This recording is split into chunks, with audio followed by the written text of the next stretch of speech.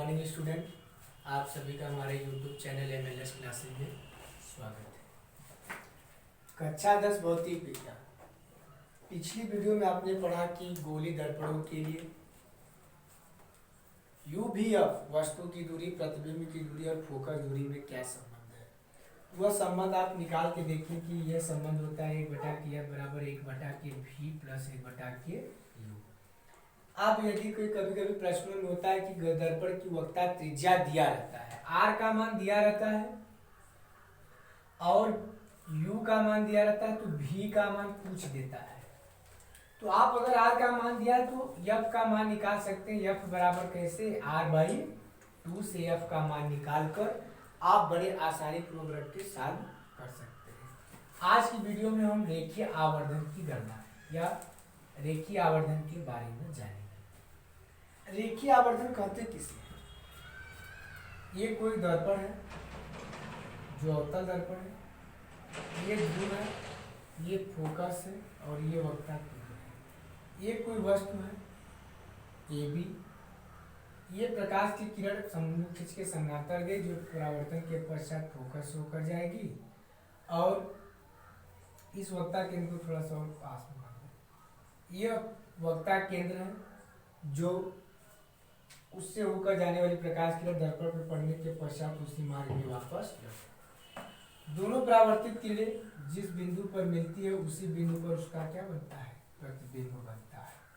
तो रेखीय आवर्धन किसे कहते हैं? किसी वस्तु दर्पण के द्वारा, किसी दर्पण के द्वारा, दर्पण के द्वारा, दर्पण के द्वारा वस्तु के बने प्रतिबिंब की लंबाई, प्रतिबिंब की लंबाई तथा उस वस्तु का, उस वस्तु के लंबाई का, उस वस्तु के लंबाई का अनुपात रेखीय आवर्धन कहलाता है, कि आवर्धन कहलाता है। रेखीय आवर्धन को किससे दिखाते हैं? M से दिखाते हैं। तो रेखीय आवर्धन M बराबर परिभाषा के अनुसार क्या हो गया, प्रतिबिंब की लंबाई, प्रतिबिंब की लंबाई बटे वस्तु की लंबाई, वस्तु की लंबाई। अर्थात रेखीय आवर्धन M बराबर प्रतिबिंब की लंबाई को हम बताए थे कि I से प्रदर्शित करते हैं। कहीं कहीं किताबों में H1 और H2 माना है, तो आप अपने सुविधानुसार मान सकते हैं। बटे वस्तु की लंबाई, वस्तु की लंबाई को O से, मतलब रेखीय आवर्धन M बराबर होता है I/O। चिन्ह सहित रखना है। प्रतिबिंब मुख्य अक्ष के लंबवत नीचे की ओर है तो लंबाइयों को किसमें, माइनस चिन्ह के साथ। वस्तु मुख्य अक्ष के लंबवत ऊपर की ओर है तो चिन्ह के अनुसार वो किसमें, प्लस में होनी चाहिए। यहां से आप क्या देख रहे हैं, आवर्धन का मात्रक नहीं होता है, आवर्धन का मात्रक नहीं होता। अर्थात यदि वस्तु की लंबाई सेंटीमीटर में होगी तो वस्तु की लंबाई सेंटीमीटर में होगी तो प्रतिबिंब की भी लंबाई सेंटीमीटर में ही होनी चाहिए। अगर वस्तु की लंबाई मीटर में तो प्रतिबिंब की लंबाई भी मीटर में ही होनी चाहिए। नहीं होता है प्रश्नों में तो आपको उसको बदल पद्धति में बदल कर ही हल करना। आवर्धन क्या बतलाता है? आवर्धन यह बताता है कि किसी भी वस्तु का प्रतिबिंब वस्तु के अपेक्षा कितना गुना है। जैसे कोई वस्तु 3 सेंटीमीटर लंबा है, प्रतिबिंब 6 सेंटीमीटर बन गया, तो आवर्धन के अनुसार निकलेगा कि उसका जो प्रतिबिंब की लंबाई है वस्तु की लंबाई का कितना गुना बना, मतलब प्रश्नानुसार 2 गुना बना। तो आवर्धन ये बताता है कि वस्तु की जो प्रतिबिंब की जो लंबाई होगी वस्तु की लंबाई का कितना गुना होगा। और यह जो आवर्धन होता है यह बने प्रतिबिंब की बटे वस्तु की दूरी के अनुपात की क्या होता है, V बराबर। मतलब M बराबर आप क्या देखिए, M बराबर होता है I/O बराबर V/U। अब आवर्धन दिया है वस्तु की दूरी दिया है, प्रतिबिंब की दूरी पूछेगा तो इस सूत्र से भी निकाल सकते हैं। अगर आवर्धन दिया है, प्रतिबिंब की लंबाई दिया तो वस्तु की लंबाई पूछेगा तो आप इस सूत्र की सहायता से निकाल सकते हैं।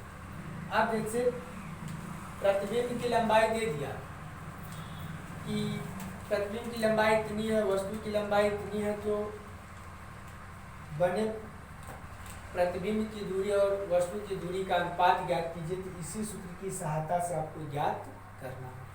तो आपको इस पूरे अध्याय में 3 सूत्र मिला होगा। पहला सूत्र मिला F बराबर होता है R/2 या R बराबर देखिए 2F।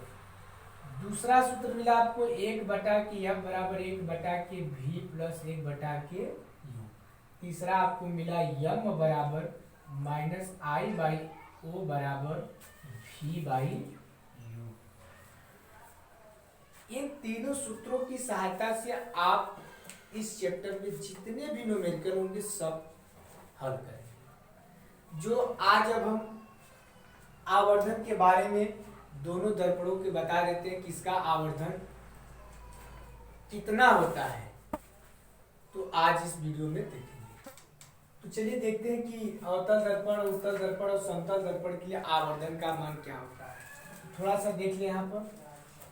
जब आप अवतल दर्पण में ये ध्रुव होता है, ये फोकस होता है और ये वक्ता केंद्र होता है और ये अनंत मान लेते हैं। जब वस्तु को अनंत से ध्रुव के पास ले जाते हैं, ध्रुव की ओर ले जाते हैं, आप देखते हैं कि प्रतिबिंब का मान बेहद बड़ा बनता जाता है। तो इस स्थिति में प्रतिबिंब की लंबाई अधिक हो रही है और वस्तु की लंबाई क्या हो रही है, कम।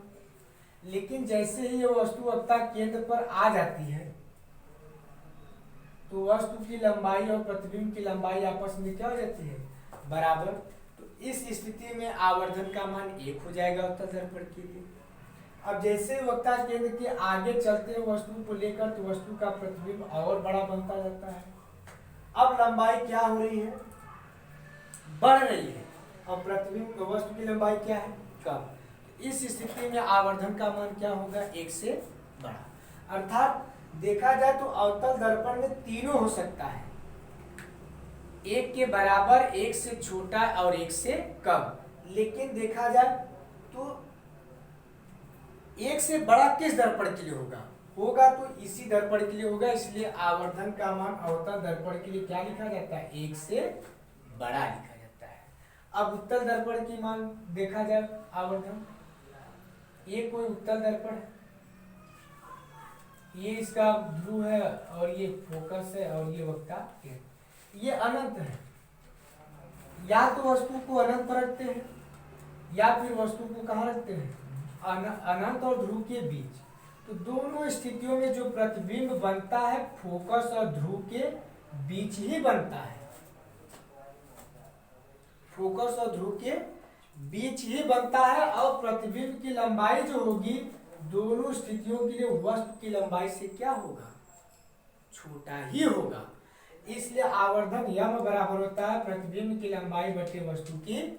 जब प्रतिबिंब की लंबाई कम है, वस्तु की लंबाई अधिक है, तो भाग देने पर जो मान आएगा वह 1 से क्या होगा, कम। मतलब आवर्धन का जो मान होगा वह 1 से कम होगा। किसके लिए, उत्तल दर्पण के। अब समतल दर्पण की बात कर ले। ये कोई समतल दर्पण है, इसके सामने हम कोई U दूरी पर कोई मान लीजिए वस्तु रखे हैं। तो अब इस समतल दर्पण की फोकस दूरी अनंत होती है।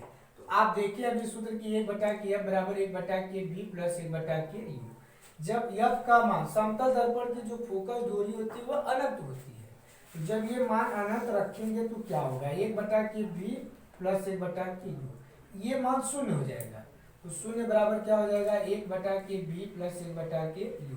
अब इनको हम ऊपर लिखते हैं तो 1/V बराबर -1/U हो जाएगा।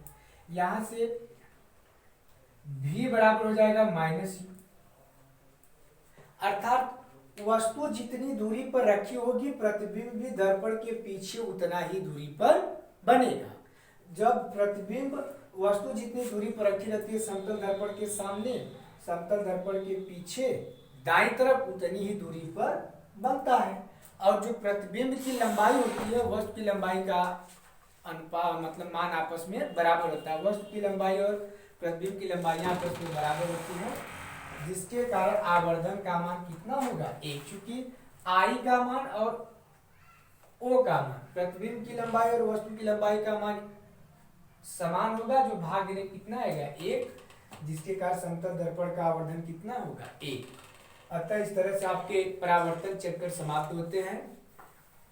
इसमें जो भी आपको सवाल या प्रश्न में कंफ्यूजन होगा उसको कमेंट बॉक्स में अवश्य लिखकर भेजें, और यदि वीडियो पसंद आए तो सब्सक्राइब और लाइक करना ना भूलें।